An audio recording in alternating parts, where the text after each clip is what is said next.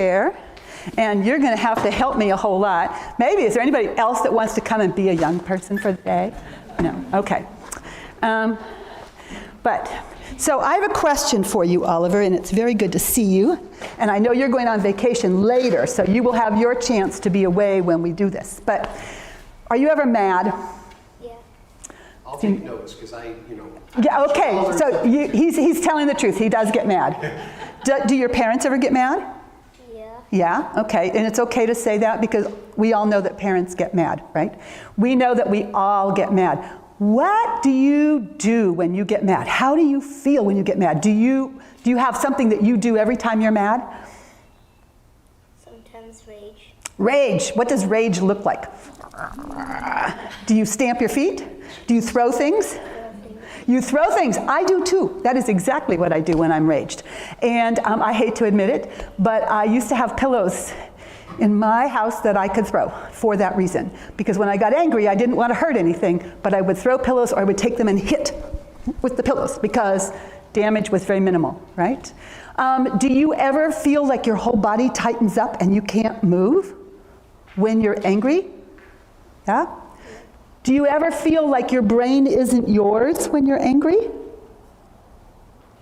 Sometimes? Or do you feel like today's story is a story about a man who isn't one of the Jewish people that Jesus usually ministers to. It's a man that lives on the other side of the lake. And Jesus had been preaching and healing, and Jesus was so tired and so worn out and so exhausted. And he decided to get away from everybody for a little while, which we all feel like that sometimes, yeah? We want to just get away from it all. Only problem is, it never quite works out the way we want it to. And that's what happened to Jesus. He got in the boat, and the boat with his disciples and was going across the sea. He falls asleep because he is absolutely wiped. The disciples are freaking out because a storm comes up. And the storm is, it's angry. The storm is angry. And Jesus is, he's asleep in the boat, right? And the disciples are terrified, and they wake him up. They go, how can you sleep during this? Don't you worry? Aren't you afraid that we are going to get killed? So he gets up and he says, quiet, quiet, silence to the wind. Quiet, silence to the thunder and lightning. And it all calms down. And I guess maybe he went back to sleep. I don't know. It doesn't talk about that.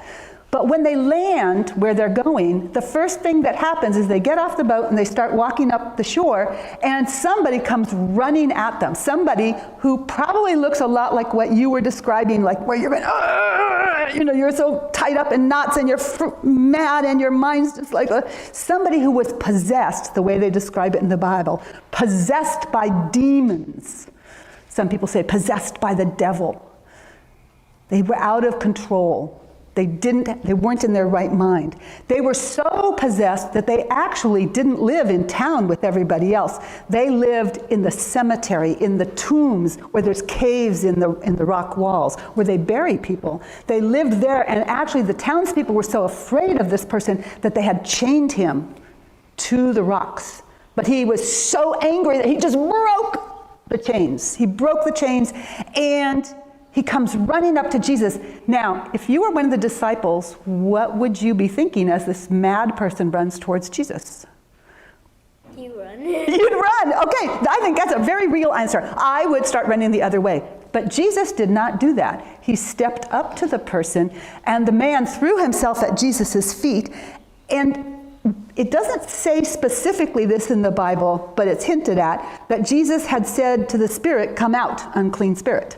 But we don't hear that line in the Bible.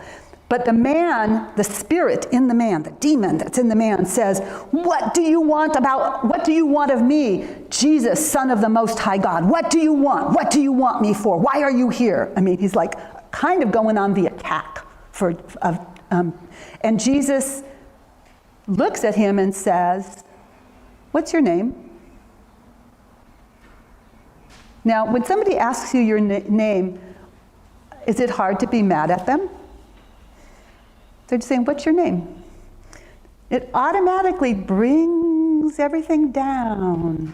because we relate to people by names. And then when you get to know somebody really well, then you have special names for them, nicknames. Sometimes a nickname that's really rude, but they're special names, right? They're names that we call each other. But Jesus and this man had a moment together, and the demons had a moment together, and Jesus says, what's your name? He says, Legion, I'm Legion.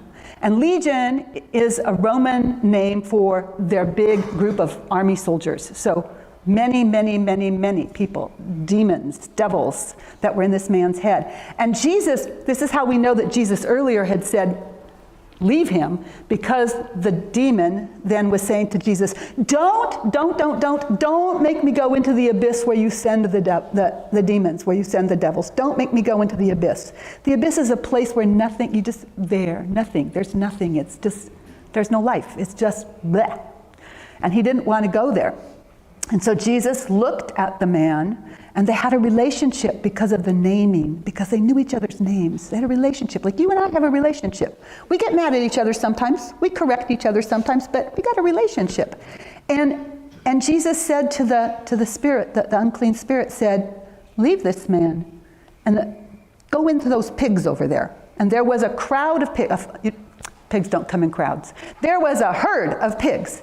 And the demons left the man and got into the pigs. And then, of course, because the demon was like, the pigs started going, and they went crazy, and they went running, and they went right over the cliff and into the ocean, or into the sea, which made the farmers a little upset. But the man suddenly relaxed, and he was able to say, thank you. And what he ended up doing was wanting to follow Jesus. I'm going to come with you. Let me come with you. And Jesus said, no, you have to stay here. You have to stay here and tell people about what happened, because people aren't going to be very happy about those pigs going off the edge of the cliff. But they will be happy when they see that you're better, when you're well, and you have a story to tell.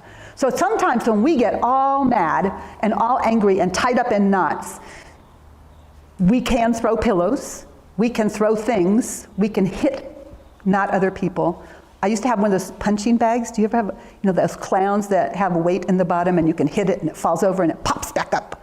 You can hit, but that's not the real answer. The real answer is to say, Jesus, take away these angry spirits. Take away my anger. Let me be at peace again.